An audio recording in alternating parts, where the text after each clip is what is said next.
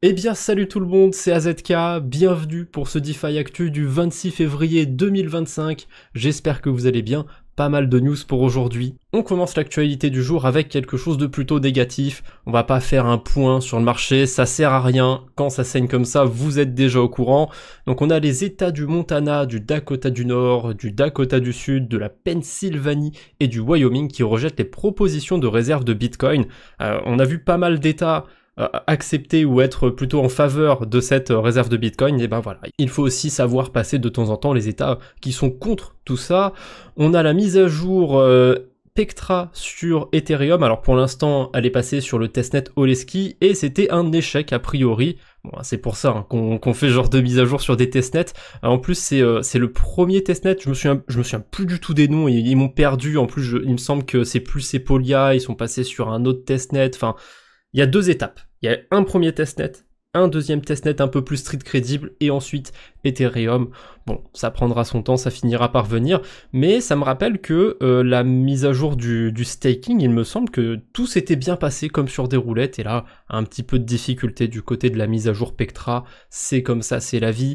On a Grayscale qui dépose une demande de TF Spot Polkadot. Je crois que c'était pas les seuls, il me semble avoir vu une autre entreprise, un autre émetteur de TF faire ça. Pourquoi pas, j'ai pas de Polkadot, j'ai pas particulièrement envie d'être exposé au Polkadot, mais il y en a qui ont envie, donc why not. Là, Metaplanet au Japon qui continue d'accumuler des BTC, alors c'est pas un micro-stratégie, mais mine de rien, il y a beaucoup de news, je les passe pas toutes dans les DeFi Actu, mais ça arrive souvent, ça revient souvent que Metaplanet acquiert du BTC, donc ils en ont racheté pour 1,9 milliard de yens. Ah, calmez-vous, c'est pas des dollars, c'est des yens, mais c'est déjà pas mal. Au total, ils ont investi 28 milliards de yens. Ensuite, on a une bonne nouvelle. Ah, quand même une bonne nouvelle pour équilibrer tout ça. On a une eSwap qui a été attaquée par la SEC depuis quelques temps. Il me semble que ça fait 3 ans qu'ils ont des soucis avec la SEC. Je crois que c'était le CEO, le créateur d'Uniswap qui avait mentionné que ça faisait 3 ans. Bref, c'est terminé. L'affaire a été close. Donc très bonne nouvelle pour Uniswap et pour la DeFi. Si je me souviens bien, la SEC affirmait en gros qu'Uniswap c'était un exchange et que ça devait être enregistré comme et que il permettait d'échanger des securities. Voilà ce fameux problème entre les cryptos. Est-ce que c'est des securities, des commodities, des matières premières ou des... Oui, évidemment, ça me revient d'un coup. C'est les titres financiers. Personne ne me l'a soufflé à l'oreille. Pas un certain Carpet 059. C'est pas vrai. Ensuite, on a CZ qui a partagé son portefeuille. Oh, quelle surprise, il a quasiment que du BNB. Alors je m'attendais quand même à ce que ça représente pas 98% de son portefeuille. Pourtant c'est le cas, il a vraiment 98% de BNB, 1% de BTC et 0,17% d'EUROI. Alors je sais pas ce qu'il fout avec des euros dans son portefeuille, mais il y a des gens qui ont vu qu'il avait de l'euro dans son portefeuille et a priori il y en a qui ont été en acheter. Il y a vraiment eu un petit pic de volatilité. Alors c'est monté de 1,5 centime, hein, le cours du EUROI. Voilà, il y a des gens qui se sont enflammés. Oh là là, c'est des zinzins, c'est des débiles, ils ont acheté un stablecoin euro. Il y avait une news bien plus drôle, je crois que c'est quand ce stablecoin a été lancé justement, il y a un stablecoin qui avait été listé sur Binance, les gens avaient pas capté que c'était un stablecoin euro, et le truc avait pump, je crois qu'il avait atteint 2 euros, un truc comme ça. Je suis pas sûr à 100% que ce soit le même stable euro, mais je me rappelle de ça, donc oui, ça a bougé un petit peu après que CZ ait partagé son portefeuille, mais c'était relativement anecdotique. En tout cas, vous en pensez quoi? Est-ce que vous êtes étonné que CZ ait majoritairement du BNB? Est-ce que c'est bien? Est-ce que c'est pas bien? Bon, c'est sa boîte, c'est sa crypto, c'est son bébé. C'est pas étonnant qu'il ait du BNB. Ensuite, on a un faux compte de SBF qui prétendait avoir été gracié par Trump et avoir rejoint le Doge. Son compte avait été certifié par X comme un compte gouvernemental. Je sais pas comment ils ont réussi à faire ça, mais ce compte douteux a ensuite publié le smart contract d'un même coin. Et bon, hein, ensuite, on sait ce qui se passe. Le vrai compte de SBF, quant à lui, a tweeté pour la première fois depuis 2 ans pour discuter des licenciements et des problèmes de gestion de l'entreprise. J'ai regardé vite fait le thread qui a été posté sur le compte de SBF. Bon, ça m'a pas, j'ai pas trouvé le truc particulièrement intéressant. Par contre, comment il a réussi à poster sur son compte? Est-ce que il a réussi à se faire parvenir un téléphone dans sa cellule de prison? Est-ce que il a quelqu'un à l'extérieur qui a fait le post pour lui, et lors d'une visite, je sais pas, il a donné ses identifiants Twitter à quelqu'un, et la personne a posté pour lui. Aucune idée. Moi, je pense que c'est plutôt la deuxième théorie. Il a dicté le thread à quelqu'un, il a dicté ce qu'il voulait dire à quelqu'un, potentiellement. Un peu curieux, cette affaire. Encore une fois, moi je trouve qu'il est bien où il devrait y rester. Allez, on enchaîne avec les mauvaises nouvelles du jour. On commence par un petit rappel. Il y a des adresses qui se font liquider comme ça quand on a des mouvements à la baisse sur Ether, sur Bitcoin, sur le marché en général. Donc faites toujours attention quand vous faites des emprunts. Même avec un X-Factor de 1,5, 1,6 sur Ethereum, on peut se dire c'est bon, on est safe, on craint rien. Je vous rappelle quand même que depuis le début d'année, Ether il est passé de quoi 3500 $ à 2000 $ quasiment. Ça va pas vous sauver un X-Factor de 1,5. Donc soyez un peu prudent quand même quand vous faites des emprunts, quand vous prenez par-dessus de l'Ether, du BTC. Certes, c'est pas les cryptos les plus volatiles, mais on ne sait jamais. Pour ma part, j'aime bien rester à un X-Factor autour de 2. Même si j'avoue que des fois, si je vais un petit peu en dessous, je vais pas tout de suite rééquilibrer ma position. Pour l'instant, je dors bien sur mes deux oreilles, mais c'est vrai qu'il faut faire attention au X-Factor, aux positions qu'on a sur la DeFi. On a eu un hack du côté de 0x Alors, je connais pas du tout le projet, ils se vendent sur leur Twitter comme la nouvelle génération de néobank stablecoin. Ah bah ouais, on voit ça, ils se sont fait péter 50 millions de $. Alors, étonnamment, c'était pas la Corée du Nord, vu que les fonds ont été rendus au protocole, a priori, sauf que, ça a été échangé contre de l'Ether. Ether, il a dump, en fait, depuis, techniquement, ils ont remboursé, tout ce qui a été volé, sauf que comme ça a été converti en Ethereum, la valeur actuelle des Ethers, ça vaut moins que la quantité qui a été volée. Assez cocasse, hein, vous le noterez. On a les États-Unis, qui ont réussi à récupérer 31 millions de $ sur un hack qui date de 2021, avril 2021. Est-ce que vous vous rappelez d'Uranium Finance sur la Binance Smart Chain? Ah, c'était une petite passoire ce protocole, il me semble qu'ils se sont fait hacker plus d'une fois. Ils s'étaient fait hacker a priori 50 millions de $ d'après le post de PeckShield. Ils ont réussi à récupérer 31 millions de $, je sais pas comment ils se sont débrouillés. Bon, donc il y a un mail, on peut les contacter si jamais on a été victime du hack d'Uranium Finance. Pour ma part, j'ai pas été victime de ce hack, mais ça rappelle peut-être des souvenirs à certains, sait-on jamais. Vous avez l'adresse mail sur l'écran, et c'est une adresse gouvernementale américaine, donc a priori, ça a pas l'air d'être du mytho. On a Bybit. Alors je cale ça dans les mauvaises nouvelles du jour, mais c'est plutôt une bonne nouvelle. Il y a deux choses à dire autour de Bybit. Je vais plutôt commencer par ça. Bybit est de retour en 1 pour 1 sur les actifs des clients. Donc ils ont emprunté, ils ont fait aussi des achats OTC. Benzu, il a dit qu'ils achèteraient pas d'Ethereum chez Bybit. Finalement, si. Alors peut-être qu'il sous-entendait ou qu'il avait dit qu'ils achèteraient pas au marché directement. Oui, ils ont fait des achats OTC. Donc ils sont pas passés, c'est de gré à gré, ils sont pas passés directement sur le marché. Ça n'a pas eu d'impact direct sur le marché. L'achat de Bybit, de toute façon on l'a bien vu, j'ai envie de vous dire. Donc ils ont récupéré tous leurs Ethereum, ils ont commencé aussi à rembourser leurs emprunts. Pour l'instant, tout se passe bien du côté de Bybit, et ils ont même, du coup le post est là, ils ont même lancé un programme de track. Si jamais vous avez des informations sur les fonds volés ou quoi que ce soit, il y a des récompenses. Voilà, il y a des récompenses si vous arrivez à aider Bybit à récupérer des fonds. 140 millions de $ de récompenses, vu que ça représente 10%, ça représente 10% du montant total qui avait été dérobé. Ensuite, on enchaîne avec Nimbora. Nimbora, c'est fini. Voilà, c'est fini Nimbora. C'était un protocole sur Starknet qui était original. Honnêtement, je trouve ça triste parce que c'est un protocole qui permettait en gros de mutualiser les liquidités sur Starknet, et ça permettait d'aller farmer certaines stratégies sur Ethereum. Le concept était sympathique, il y avait évidemment un système à points, un airdrop en cours. Ça n'aura jamais lieu, du coup, puisque le protocole est mort. Enfin, le protocole n'a pas été hacké ou quoi que ce soit, le protocole est mis en pause.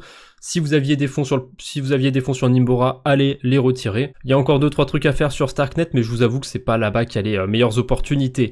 On enchaîne, comme d'habitude, après les mauvaises nouvelles du jour, avec les levées de fonds, et on commence par Torch.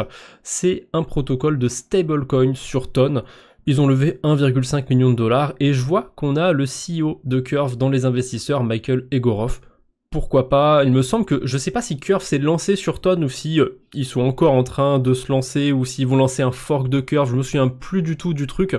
Mais il y avait une news il y a quelques temps comme quoi Curve allait se déployer sur l'écosystème Ton, donc c'est pas très étonnant de voir le CEO lever des fonds pour un projet sur cette blockchain.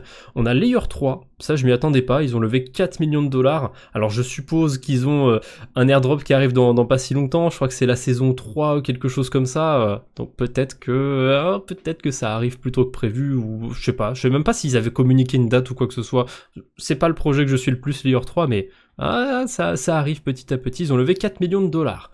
On a Ethic Hub qui a levé 1 million de dollars. Ce que je trouve intéressant, c'est le projet peut être sympathique, hein, c'est une plateforme de crowdlending autour de ce qui va être fermier et compagnie, donc c'est une plateforme, si j'ai bien compris, sur laquelle on peut déposer des stablecoins, générer du rendement, et en fait, on fait du prêt pour qu'il y ait des fermiers qui n'aient pas accès à des banques, qui les empruntent. Ok, il y a déjà des plateformes de crowdfunding comme ça en dehors de la crypto. J'avais encore jamais vu ça on-chain, why not. Et on a Bybit qui a foutu 1 million de dollars là-dedans. Alors, parfois quand on a les news, quand on a l'information que Bybit ou tel investisseur a mis de l'argent dans un projet, ils l'ont peut-être fait 1 semaine, 2 semaines auparavant. Ça peut arriver qu'il y a un décalage, mais avouez qu'avec le timing, c'est quand même marrant qu'ils aient levé des fonds sur un projet un petit peu après le hack. Je sais pas exactement quel moment précis ils ont levé des fonds, mais si c'est vraiment après le hack, c'est très rigolo. On a quoi d'autre? On a Unit Network, une plateforme de real world assets, de tokenisation, machin truc, qui a levé 18 millions de dollars. Jamais entendu parler, et mine de rien, je commence à revoir de plus en plus la narrative des real world assets dans les levées de fonds. Pendant un moment, ça s'était vraiment tassé, je voyais plus aucun projet de cette narrative.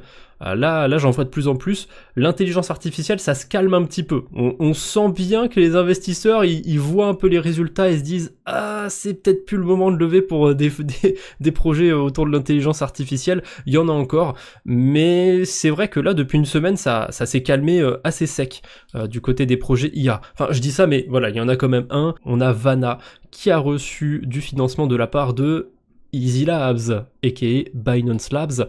On a Tenor, un protocole de lending avec des taux fixes. En général, ça marche pas très bien, ce genre de protocole. Il y en a plusieurs qui ont essayé. Je leur souhaite quand même de réussir, mais bon, jusqu'ici, j'ai pas... si on utilise des AAV, des protocoles comme ça, c'est que c'est pas hyper convaincant. Alors je crois que sur AAV, je sais pas s'ils le font toujours, mais ils avaient essayé aussi de faire des préfixes pendant un moment. Sur la V2, je sais même pas s'ils l'ont fait aussi sur la V3. Ou alors peut-être que je confonds avec un autre protocole carrément qui aurait forqué AAV, mais il me semble qu'il y avait quelque chose comme ça. En tout cas, ils ont levé 2,5 millions de dollars et on a quand même Coinbase Ventures, Lattice aussi dans les investisseurs. C'est pas mal. On a Byzantine, un protocole qui va agréger un protocole d'agrégation autour du restaking qui a levé 3 millions de dollars. Tiens, je vois qu'il y a Asher dans les investisseurs. Ouh, je sais pas si c'est de bonnes nouvelles. Qui est notre cher Asher. Après, ça nous fera peut-être une vidéo divertissante, délectante sur YouTube à regarder. On a quoi d'autre? Ah, j'aurais dû la mettre un petit peu plus tôt avec l'autre projet sur Ton. On a Memes Labs, une plateforme de mèmes, hein, comme son nom l'indique, sur Telegram, qui a levé 2,3 millions de dollars. Alors, il y a quand même eu beaucoup de levées de fonds, mine de rien, ces derniers jours. J'ai même pas fait attention en mettant les news de côté, mais là, c'est toujours pas fini. Il m'en reste encore 2. Et on a du lourd. On a Ethena, qui a levé 100 millions de dollars. Assez fou, on a que des gros noms à la table. En plus, on a du Panthera, on a du Polychain, du Dragonfly, du Franklin Templeton. Ils continuent de build autour, est-ce qu'ils sont dans la narrative des real world assets, vu qu'ils font du stablecoin? Je suppose qu'ils veulent étendre un petit peu, ils ont un produit aussi, ils ont un stable qu'ils ont créé il y a pas très longtemps, il me semble. Je sais plus s'ils l'avaient annoncé ou s'ils l'avaient créé, un stablecoin backé par des bons du trésor. Je vois qu'on a Franklin Templeton dans les investisseurs, donc c'est à peu près sûr que ce financement, c'est pour propulser, pour aider un petit peu leurs produits autour du bon du trésor, à mon avis. Et dernière levée de fonds, c'est Bitwise. Alors, c'est assez curieux parce que Bitwise, de base, c'est des investisseurs, et ben ils ont levé 70 millions de dollars. C'est pas pour lancer un token ou quoi que ce soit, à mon avis, c'est pour réinvestir l'argent. et encore une fois beaucoup de gros noms à la table. On enchaîne le reste de l'actualité, la Minute DeFi, quelques actus qui ne méritent pas qu'on s'attarde dessus mais qui sont quand même intéressantes, et la première actu c'est Sonic qui est disponible maintenant sur Stargate, donc c'est plutôt cool, on peut bridger sur la blockchain Sonic en passant par Stargate. Il y a quand même un petit peu de frais, hein. Si vous allez bridger quelque chose comme 1000$, vous allez avoir à peu près 1$ de frais, peut-être même un peu moins, c'est pas énorme non plus, mais sachez qu'il y a quand même un petit peu de frais si on va sur Sonic. Stargate, ils en profitent, ils savent que quand il n'y a pas trop de concurrence, quand ils sont un petit peu les seuls, qu'ils ont le monopole sur une blockchain, en général, ils vont mettre un petit peu de frais. Par contre, si vous bridgez entre Arbitrum et Optimism, Arbitrum et Base, là, il y a 1 centime de frais, quelque chose comme ça. On enchaîne avec Amnis, je vais pas m'attarder dessus, ils ont fait un long post pour faire une campagne, parler de nous, et vous avez une chance de gagner des sous. On s'en fout. Ce qui m'intéresse dans ce post, c'est qu'ils annoncent l'arrivée de leur TGE, donc du lancement de leur token. Je leur fais pas trop confiance parce que ils avaient fait une campagne justement avec un article dedans, ils disaient que la campagne allait durer de 6 à 12 mois, et en gros, c'était censé terminer fin 2024. J'ai plus le mois en tête, mais normalement, la campagne devait se terminer en novembre 2024, et ils devaient, d'après cet article, lancer le token en même temps, à la fin de la campagne. Ils l'ont pas fait, hein, on est en 2025, donc j'ai pas trop confiance en eux pour l'instant, mais bon, plus on avance dans le temps, plus c'est assez évident qu'ils devraient lancer leur token. Ça reste un des protocoles avec le plus de TVL sur Aptos. On a Pendle qui partage 2 pools de liquidité autour de Level USD. Je connais pas du tout ce stablecoin, je l'ai déjà vu passer 2-3 fois. A priori, c'est le premier stablecoin backé par des tokens dollars restakés. Ok, faudrait que je jette un coup d'œil sur Level USD. On a des pools du côté de Pendle. Je me demande si ça marche pas avec Symbiotic du coup, vu qu'on a une pool qui rapporte des points symbiotiques. En tout cas, il y a un boost au niveau des points. Ah, parce que tout bon protocole de stablecoin vient avec des points. On a l'USDE, donc le stablecoin d'Ethena, qui est disponible maintenant sur la blockchain Aptos. Plutôt cool, j'ai envie de vous dire, je suis pas un big fan non plus d'Ethena, j'aime bien le principe d'avoir un stablecoin comme ça backé par une stratégie en delta neutre. Bon, le souci c'est que là on rentre quand même dans une phase, dans un proto bear market je dirais, donc on n'est clairement pas dans la phase la plus intéressante pour du delta neutre, donc bon, l'USDE c'est pas là qui va générer le plus de rendement. Mais écoutez, ça fait un acteur de plus sur Aptos. On enchaîne sur la blockchain Sui. Cette fois-ci, Mayan permet enfin de transférer des tokens directement depuis Solana, depuis des blockchains EVM vers Sui. Ça fait un petit moment que Wormhole y permettent de bridger de l'USDC nativement avec le CCIP, et c'était toujours pas ajouté du côté de Mayan Finance. J'espère aussi que Jumper va lister la blockchain Sui. Ils utilisent déjà Mayan Finance pour Solana et compagnie, donc pourquoi pas pour Sui. Je pense que ça devrait être ajouté d'ici quelques temps. On a la version 3.3 d'AAV qui est live. Alors ça ramène pas grand chose d'intéressant, hein, pour être honnête, ça améliore juste le mécanisme autour de la liquidation, autour de la mauvaise dette. On a la DeFi qui commence à se faire sur le L1 de Hyperliquid, je sais pas si je vais jeter un œil tout de suite là-bas. J'ai vu qu'il y avait ce protocole Hyperfi, ça a quand même attiré mon attention, donc j'ai été voir. A priori c'est un protocole qui permet de faire une boucle d'emprunt avec une version stakée du token Hype. On a une version native, on a du liquid staking avec le token Hype sur Hyperliquid. Pourquoi pas? Qui sait, peut-être que l'airdrop saison 2 d'Hyperliquid pourrait prendre en compte un petit peu d'activité aussi sur leur blockchain. Sait-on jamais? On a la semaine prochaine quelque chose qui va arriver du côté de la blockchain Tron. A priori, on pourra faire des échanges, des transferts d'USDT sans payer le moindre frais de transaction. C'est le business principal de Tron en fait, l'USDT. Voilà, c'est énormément, c'est ce qui fait en fait l'utilisation du réseau Tron. Bon là ils vont permettre du coup des frais, enfin des transactions sans frais autour de ça. Ça devait pas coûter déjà très cher, hein, de transférer des USDT sur Tron. Voilà, ce sera carrément gratuit. Bon, pourquoi pas. On a, ah ouais, ça je vais le passer en dehors de la Minute DeFi. Donc là on sort de la Minute DeFi, on a Solve Protocol qui a fait un petit thread avec toutes leurs actualités. Il y en a quelques-unes qui ont attiré mon attention, je vais m'arrêter du coup surtout sur celles que je trouve intéressantes. Donc on a le solvebtc.bnb j'en ai parlé dans le dernier DeFi Actu, c'est du BTC staké qui va générer du rendement grâce au launch pool de Binance, parce qu'il me semble que depuis le dernier launch pool de Binance, avant on pouvait staker des stablecoins, du BNB, et hop, au bout d'une semaine on avait des tokens qui tombaient. Et ben sur le dernier launch pool, il y avait la possibilité de staker du BTC si je dis pas de bêtises. Donc là, ça va pouvoir se faire directement on-chain, je trouve ça cool. En plus, jusqu'ici, il y a eu quand même des bons listings sur Binance. Alors bon, on va dire pour ceux qui ont été les dumpés le premier jour, hein, pas bon dans le sens où les tokens se sont appréciés, non, c'est pas trop ça. Mais il y avait de bonnes récompenses de ce côté-là. Donc pourquoi pas, ce produit m'a l'air intéressant pour ceux qui n'ont pas trop de problèmes à s'exposer à la Binance Smart Chain, on va dire. On a aussi Solve qui teasent qu'ils seront live sur Hyper EVM. Bah, pourquoi pas, hein, il y aura sûrement des protocoles de prêt d'emprunt, ce genre de choses. On pourra aller farmer des points avec des solves BTC. Ça m'intéresse pas plus que ça, mais bon, curieux de voir qu'ils vont sur cet écosystème. Après, c'est vrai, non, j'oublie un détail. J'oublie que Solve Protocol, eh ben ils ont listé leur token, le token Solve sur Hyperliquid, donc en fait c'est pas du tout étonnant de les voir aller sur Hyper EVM. Qu'est-ce qu'on a d'autre? Ça aussi je l'avais passé dans le dernier DeFi Actu, le Solve BTC qui est bridgeable maintenant sur Sonium. Il y a une campagne à points en ce moment, enfin je sais pas si c'est une campagne à points exactement, mais il y a des récompenses en ce moment sur Sonium, donc forcément hein, les petites baleines de Solve Protocol elles vont aller farmer tout ça. Qu'est-ce qu'on avait d'autre? Je crois qu'ensuite c'était un petit peu plus bas. On a des nouvelles pools de liquidité sur Pendle. Alors c'est pas qu'autour de Solve, hein. On a le UniBTC, on a le Solve BTC Babylon, on a le Lombard BTC. C'est cool en général sur ces pools de liquidité. Du côté de Pendle, on peut avoir un rendement plutôt décent sur du Bitcoin.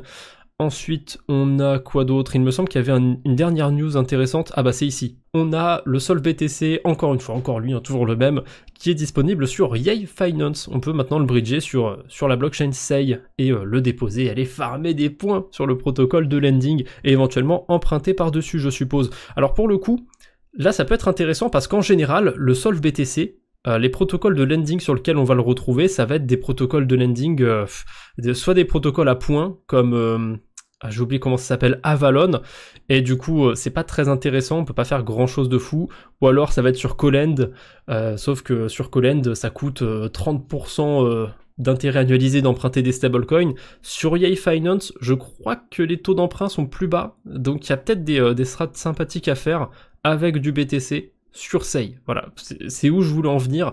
Il y a peut-être 2-3 trucs sympathiques à faire de ce côté-là.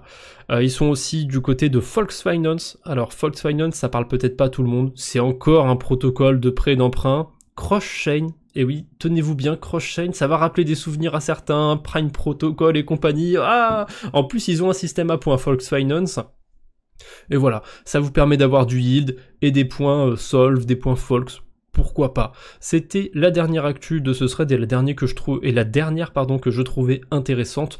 On peut enchaîner maintenant avec le point airdrop. Alors la grosse actu du jour, c'est évidemment Babylon qui a lancé son compte de fondation et a priori le ticker de leur token ce sera Babi.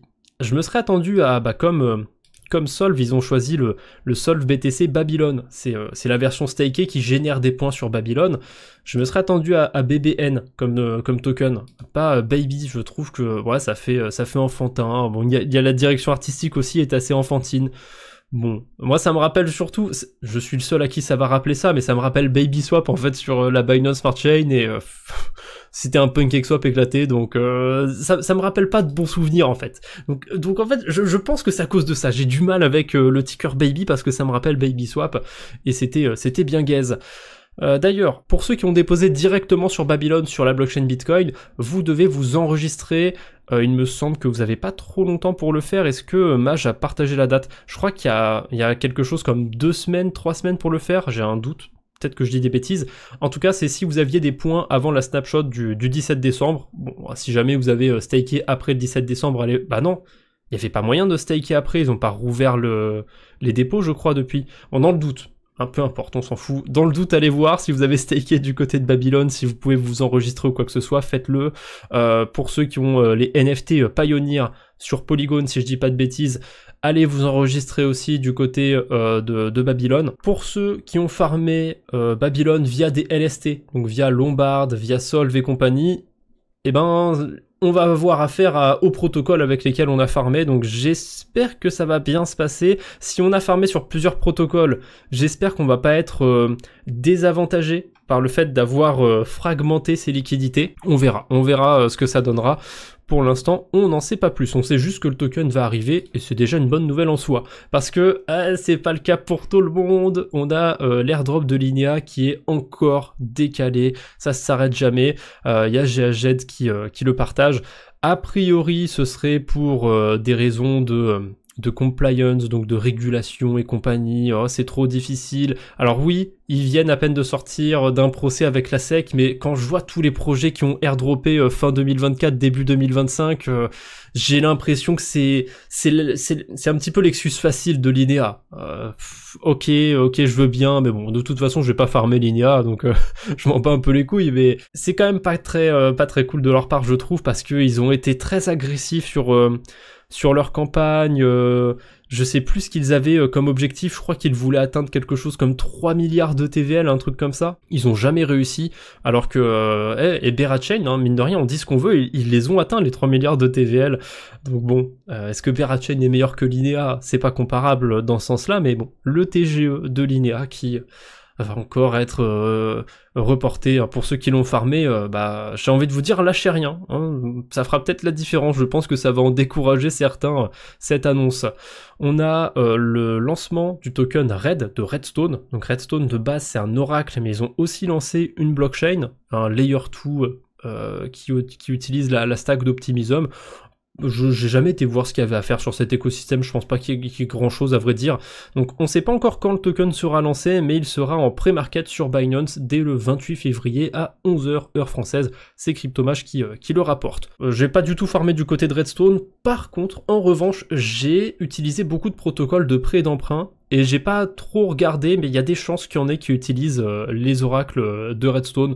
Donc qui sait, peut-être que je serai éligible à quelque chose de ce côté-là. Pareil pour ceux qui ont fait beaucoup de prêts d'emprunt, peut-être que vous avez interagi sans le voir avec Redstone. Pour terminer du coup l'actualité du jour, on va terminer avec le mème du jour. On a Bybit qui remercie tout plein d'acteurs pour avoir aidé plus particulièrement des acteurs qui ont permis de freeze, donc de geler des actifs qui ont été volés à Bybit. Et pourquoi c'est le même du jour? Qu'est-ce qu'il y a de drôle là-dedans? Et ben en fait ce qui est drôle c'est que il remercie BitGet d'avoir bloqué et blacklisté 84 USDT. Heureusement qu'ils sont là, ils ont sauvé la mise. Voilà, je trouvais ça assez rigolo qui remercie BitGet d'avoir freeze, d'avoir gelé 84 USDT, c'est pas rien. Allez, c'est tout ce que j'avais pour aujourd'hui, on se retrouve bientôt j'espère, d'ici là, portez-vous bien, salut tout le monde!